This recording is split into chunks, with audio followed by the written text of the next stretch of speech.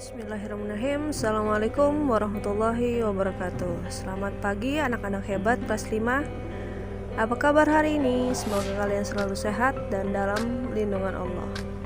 Tetap jaga kesehatan dan semangat belajar.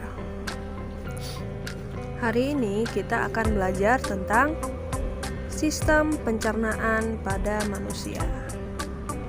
Silakan perhatikan organ pencernaan pada manusia berikut.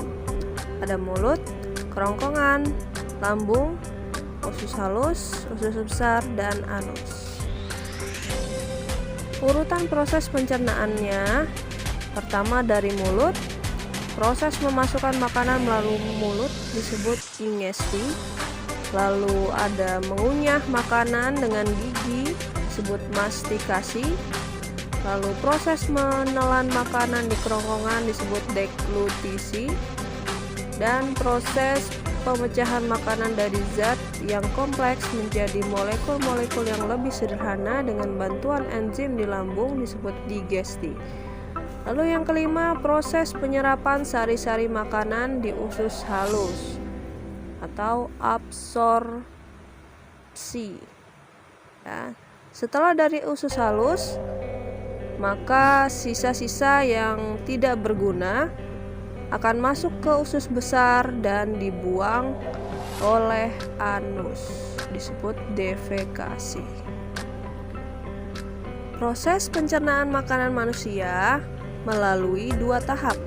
Yang pertama adalah pencernaan fisik atau mekanis.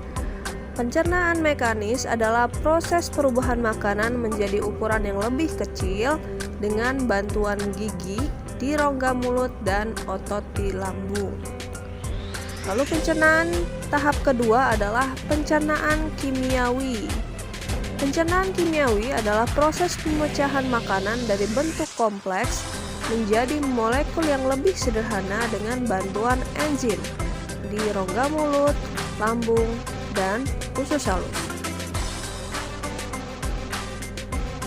Mari kita lanjut melihat dan menyimak fungsi dari 6 organ sistem pencernaan.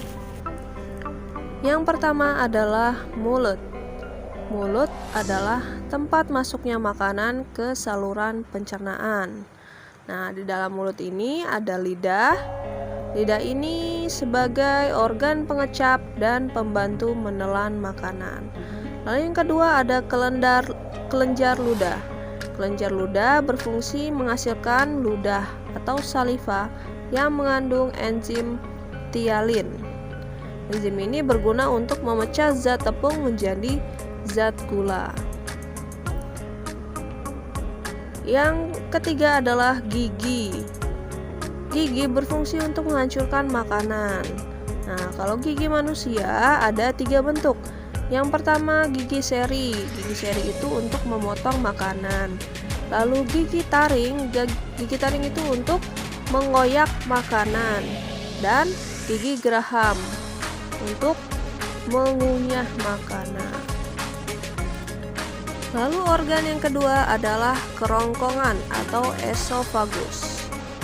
Kerongkongan ini adalah saluran penghubung antara mulut dan lambung. Di kerongkongan terjadi gerak peristaltik, yaitu gerak mendorong makanan menuju lambung.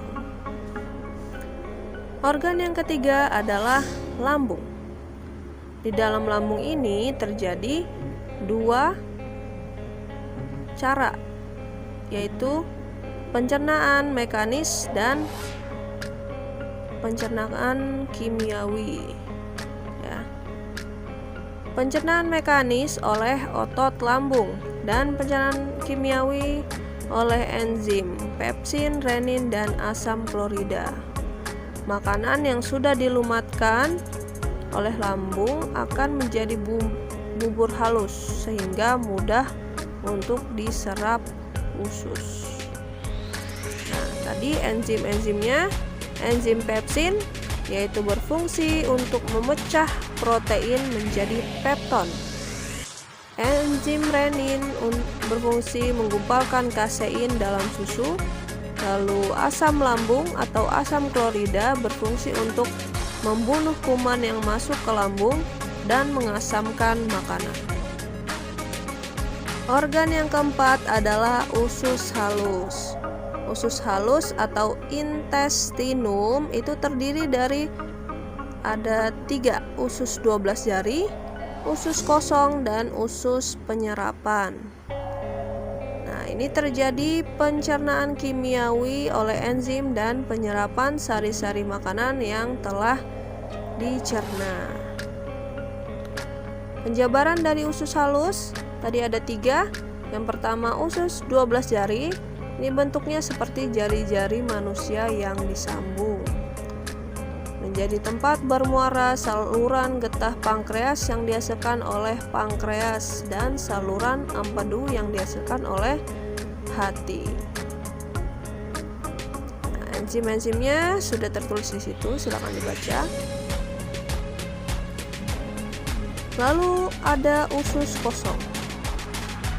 Usus kosong itu berdekatan dengan usus 12 jari, menghasilkan enzim sukrase, maltase, laktase, dan erepsin.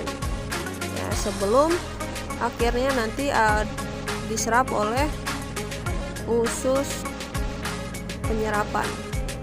Nah, ini bagian akhir dari usus halus, ya. Di usus penyerapan ini terjadi proses penyerapan sari-sari makanan. Di dinding ususnya ini dilapisi oleh villi yang berfungsi memperluas bidang penyerapan sari makanan. Lalu organ yang kelima adalah usus besar. Usus besar berfungsi untuk menyerap kembali air yang masih terkandung dalam sisa makanan. Lalu terjadi pembusukan sisa makanan karena terdapat bakteri pembusuk, yaitu Escherichia coli, bakteri E. coli. Juga dapat membentuk vitamin K yang membantu proses pembekuan darah. Dan juga terjadi pembentukan feses, ya. Lanjut ke organ keenam, yaitu rektum dan anus. Kalau rektum itu yang agak besar itu tuh, ya. Nah, itu sebelum anus, ya. Sebelum keluar lewat anus, masuk ke rektum dulu. Jika sudah masuk ke rektum, nah itu akan ada keinginan untuk buang air besar. Nah, setelah ada keinginan untuk buang air besar, maka kita akan mengeluarkannya lewat anus, keluar feses. Terima kasih telah menyimak. Wassalamualaikum warahmatullahi wabarakatuh. Jangan lupa like dan subscribe.